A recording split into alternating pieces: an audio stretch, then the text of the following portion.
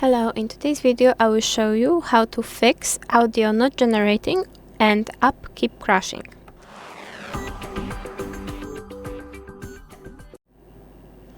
To do that, we need to firstly check our amount of credits. You can go here, and as you see I have a lot of credits, but if you have a zero balance of credits, you will need to wait a monthly reset because the audio will not generate without any credits to pay for it. To fix that, you can upgrade your plan or reduce the text length. If you have some credits, you just need to reduce the text length and then it will generate. But if that's not working and you just don't have credits, you will need to wait or upgrade the plan you are using.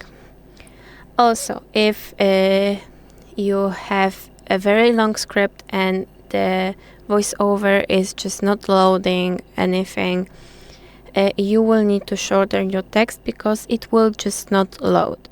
So it's better to just adjust the text length to shorter one, so you will know it will work and you will get the result you want.